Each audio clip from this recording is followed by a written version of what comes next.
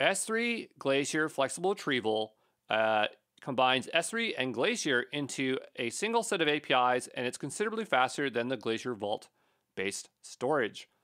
Let's unpack this because this is what the docs say, and it's a little bit confusing because sometimes when you read the AWS documentation, they're incomplete or they're just not well written.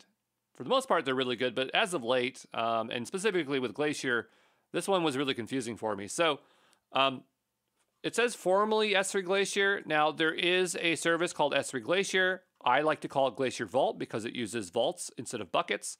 This still exists. It's not going anywhere. Customers are still using it because if they were using Glacier Vault 5 years ago, they still have files that are locked in there. So it's not going away.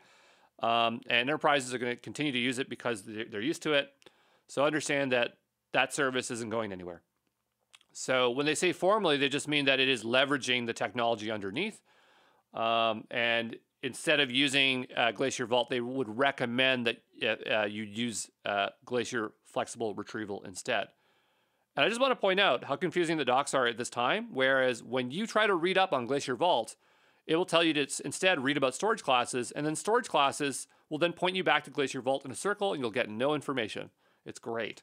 So there are 3 retrieval tiers for Glacier Flexible Retrieval. These are the same ones that you'd use for Glacier Vault. The faster they are, the more expensive they will be. So Expedite is going to cost more than the other 2 here. This is when you need things in 1 to 5 minutes.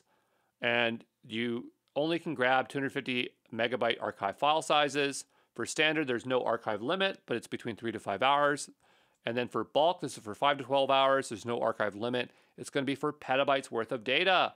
You're going to be charged for a retrieval fee and the number of requests. And then there's the cost of storage. So, similar to standard IA, there's also an additional 40 kilobytes of data that is added with every single archived object.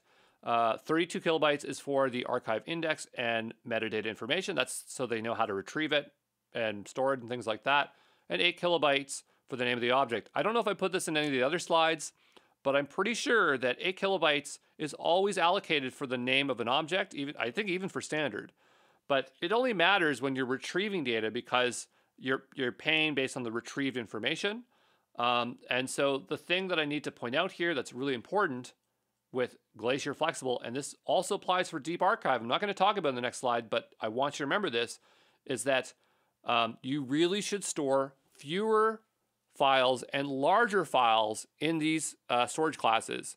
Because if you store thousands and thousands of files, it's going to add 40 kilobytes every single file. Whereas if you take them and put them in a big zip file, it's going to only add 40 kilobytes to that large archive. And that's how you're supposed to use these classes. So just remember that caveat there.